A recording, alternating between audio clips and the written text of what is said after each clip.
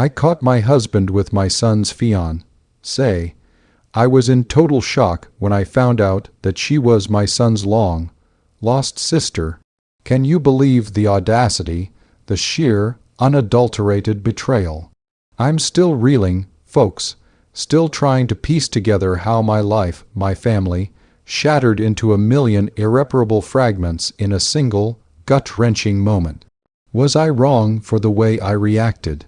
Tell me honestly, would you have done the same thing if you walked into your own home to find your husband of 30 years entangled with the woman your son was about to marry, only to discover she was the child you'd grieved for decades?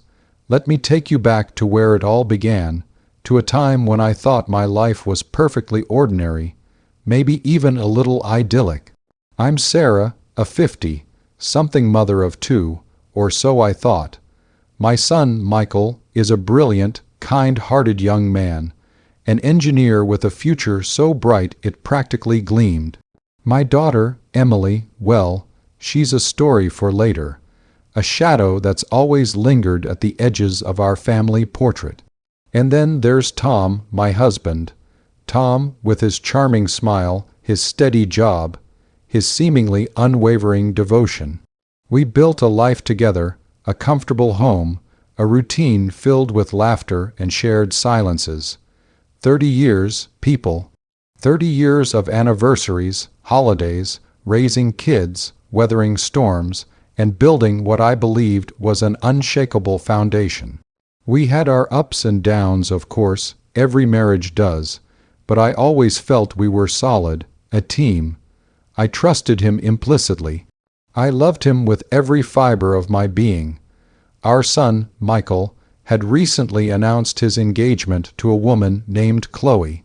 Chloe was, well, she was a breath of fresh air. She was vibrant, intelligent, a whirlwind of energy with a laugh that could light up a room. Michael was head over heels, and honestly, so were we. She fit right into our family, blending seamlessly with our quirks and traditions. She was an orphan, she'd told us, having grown up in various foster homes, never really knowing her biological parents. It was a sad story, one that tugged at my heartstrings, and I vowed to make sure she felt like she finally had a real family with us. We spent weekends planning the wedding, discussing centerpieces, tasting cakes, and envisioning a beautiful future for them. Michael was the happiest I'd ever seen him, and that made me happy. I thought Chloe was a blessing, a wonderful addition to our lives. She was so good with Tom, too, always engaging him in conversation, listening intently to his stories about work or his latest fishing trip. I thought it was sweet, a sign that she genuinely cared about connecting with everyone in our family. I remember thinking how lucky Michael was to find someone so warm and affectionate. Oh, how naive I was. How utterly, catastrophically blind. The first hint of trouble, the first tiny crack in my perfect world, came subtly. It was little things at first, things I dismissed as my own overactive imagination or simply the stress of wedding planning. Tom started coming home later from work, claiming extra meetings or unexpected deadlines. His phone became an extension of his hand, always face down, always muted. He was jumpier, more irritable, easily agitated by small things. I'd ask him about his day, and he'd give vague, noncommittal answers, his eyes flitting around the room as if searching for an escape. I tried to talk to him, to ask if everything was all right, but he'd brush me off with a casual "everything's fine, Sarah, just tired." I wanted to believe him. I really did. After 30 years, you learn to trust your spouse, to give them the benefit of the doubt. But a knot of unease began to form in my stomach, a cold, clenching fear that I couldn't quite articulate. Then there were the gifts, expensive, beautiful gifts for Chloe, a delicate silver necklace, a designer handbag, a vintage watch. When I asked Tom about them, he'd say he was just being generous, that she was practically family now, and he wanted to make her feel welcome. Michael was grateful, of course, seeing it, as a sign of Tom's approval and affection for his future wife. I tried to see it that way too, but something felt off. It was too much, too lavish for casual gifts. And the way Tom would present them to Chloe, his eyes lingering on her a little too long, a soft, almost tender smile playing on his lips. I tried to shake off the growing suspicion, telling myself I was being paranoid, a jealous old wife. But the feeling persisted, a constant, nagging whisper in the back of my mind. One evening, about a month before the wedding, Michael was out of town for a work conference, and Chloe was supposed to be at a bridal shower with her friends. I was home alone, planning a quiet night in with a book and a cup of tea. Tom had said he was working late, as usual. But something felt different that night. The house felt too quiet, too empty. I couldn't shake the feeling that something was wrong. I called Tom's office, and his secretary informed me he'd left hours ago. My heart began to pound, a frantic drumbeat against my ribs. Where was he? Why would he lie? I tried calling his cell phone, but it went straight to voicemail. Panic started to set in. My mind raced, conjuring up all sorts of terrible scenarios. Had he been in an accident? Was he hurt? I was about to call the police when I heard a car pull into our driveway. Relief washed over me, quickly followed by a surge of anger. He'd lied to me, he'd made me worry sick. I marched to the front door, ready to confront him, to demand an explanation. But as the headlights cut through the darkness, I saw not one figure, but two. Tom's car, and in the passenger seat, not a colleague, not a friend, but Chloe, my son's fiancée. My breath caught in my throat. They laughed softly as they walked up the path, their shoulders brushing, their hands almost touching. I ducked back inside, my mind reeling. No, it couldn't be. It had to be a misunderstanding. Maybe they'd just run into each other, or he was giving her a ride. I told myself to calm down, to not jump to conclusions. But then they entered the house, and their hushed voices, their intimate glances, told a different story. I heard them go into the living room, and a primal curiosity, a desperate need to know, propelled me silently to the doorway. And that's when I saw it. The image that will forever be seared into my memory, the moment my world imploded. They were on the couch, wrapped in each other's arms, whispering endearments, their lips meeting in a kiss that was far too passionate, far too intimate for a father-in-law and his son's fiancée. My husband, my son's fiancée, the woman who was supposed to become part of our family, who I had welcomed into my home with open arms. It was a punch to the gut, a betrayal so profound it stole the air from my lungs. My vision blurred with tears, my body trembling with a mixture of shock, rage, and profound disbelief. How could he? How could they? I stumbled backward, a small gasp escaping my lips, and they sprang apart, their eyes wide with guilt and fear. "Sarah," Tom exclaimed, his face paling. Chloe looked utterly mortified, her cheeks flushing crimson. I couldn't speak. The words were lodged in my throat, choked by the sheer horror of it all. I pointed a shaking finger at them, tears streaming down my face. "How could you?"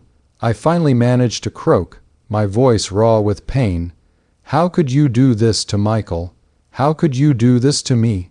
Tom tried to approach me, to explain, but I recoiled as if he were diseased. "Don't touch me!" I screamed, my voice cracking. Chloe started to cry, her shoulders shaking. "Sarah, please, let me explain." She pleaded, but I wasn't listening. The image of them together, the feel of their betrayal, was all consuming. I demanded they tell me what was going on, how long this had been happening. And that's when the bomb dropped, a revelation so shattering that it made the infidelity itself seem like a mere prelude. So that's the situation I was in, and I had to make a choice. Here I stood, confronted with the unthinkable, my husband and my son's fiancée in a compromising position, and I knew, instinctively, that there was more to this twisted tale than met the eye. Before I tell you what happened next, I want you to pause and comment below what you would have done in my shoes. What would be your first reaction? How would you confront this level of betrayal? Tom, looking utterly defeated, finally confessed. He told me he hadn't meant for it to happen, that it had just spiraled. He said Chloe had started confiding in him about her past, about her search for her birth family.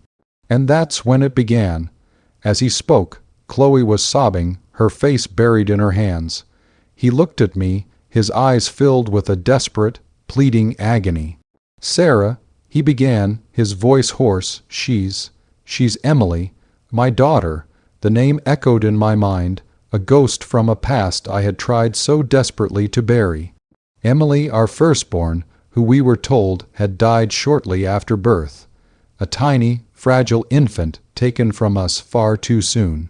I had grieved for her for decades, carried her memory in my heart like a painful, tender wound. But Emily was dead. This couldn't be true.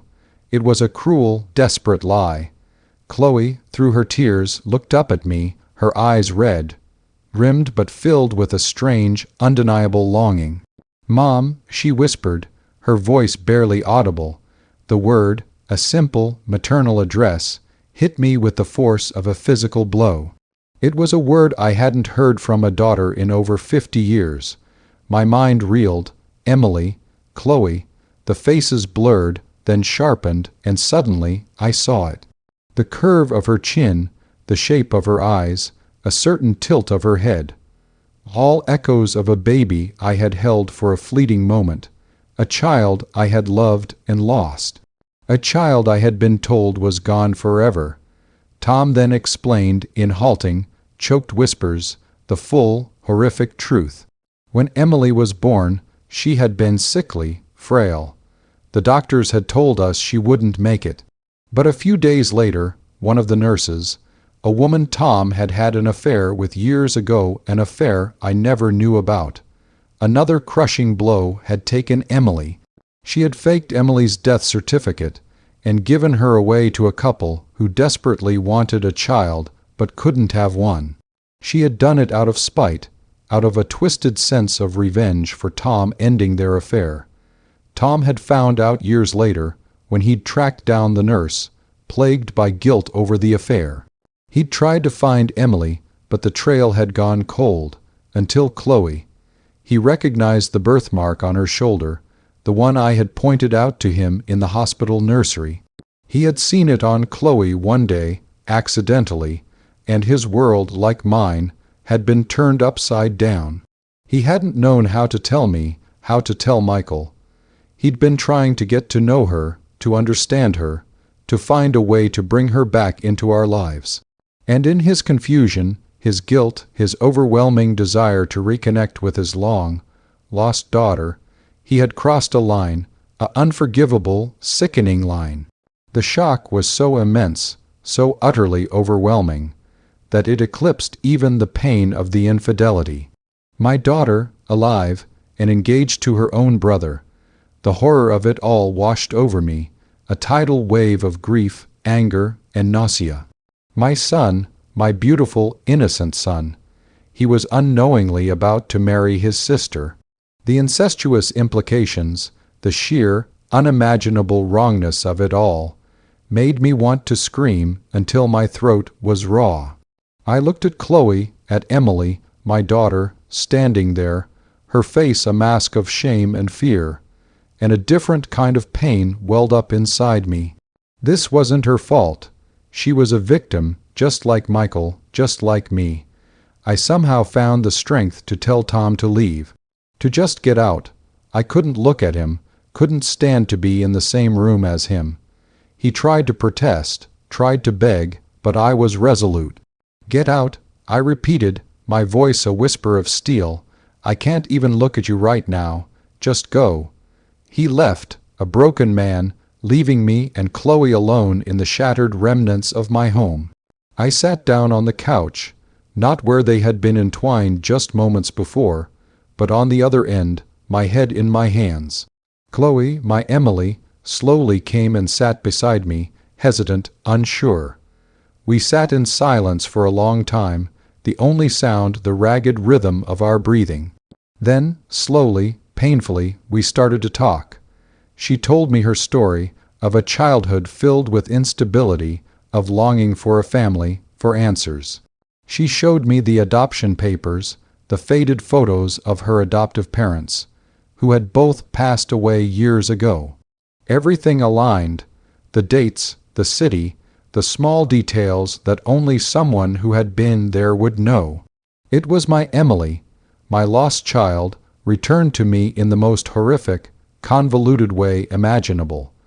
The next few days were a blur of tears, explanations, and agonizing decisions. We had to tell Michael. That was the hardest part. How do you tell your son that his fiancée is his sister, and that his father is responsible for this unbelievable mess? We sat him down, Chloe and I explained everything as gently as I could. I watched his face as the color drained from it, as his eyes filled with horror, then a raw, gut-wrenching anguish. He didn't scream, he didn't shout. He just sat there, utterly broken, his dreams of a future with Chloe shattered into a million pieces. He loved her so deeply, and now that love was twisted into something unspeakable. The wedding was, of course, called off. The guests were informed of a family emergency. The rumors started immediately, whispers and speculations, but we held our ground, protecting Michael and Emily from the cruel curiosity of others. Tom tried to come back, to apologize, to make amends. Michael refused to see him. I refused to see him. My heart was too bruised, too shattered by his betrayals, his lies, his unforgivable actions. The 30 years of our marriage, the love I thought we shared, felt like a cruel deception. Emily, my beautiful, resilient daughter, eventually moved in with me. We're slowly, painstakingly, rebuilding our relationship, getting to know each other after a lifetime apart. It's strange, beautiful, and incredibly painful all at once. We talk for hours, sharing stories, piecing together the fragmented narratives of our lives. She's learning about her biological family, about the mother who never stopped loving her, even when she thought she was gone. Michael is still reeling, still healing. He and Emily are trying to navigate the impossible landscape of their relationship, moving from lovers to siblings, a transition that is both necessary and heartbreaking. It's a long road for them, a journey filled with therapy and immense emotional work. As for Tom, he's living alone, a pariah in his own family. I initiated divorce proceedings. There was no coming back from this. The trust was utterly obliterated, replaced by a gaping chasm of betrayal and pain. He may have given me back my daughter, but he also destroyed everything else. This whole mess has taught me that life can throw you the most unimaginable curveballs, that the people you trust the most can inflict the deepest wounds. But it also taught me about resilience, about the fierce, unyielding power of a mother's love, and the strength to rebuild, even when everything feels lost. It's a long, uphill battle, but I have my daughter back, and that's a miracle I never thought I'd live to see. So, that's my story in all its messy, heartbreaking, unbelievable glory. If you were on my side, please like this video. Subscribe for more stories like this, and share your final thoughts on this whole mess in the comments section. I'll see you all in the next story.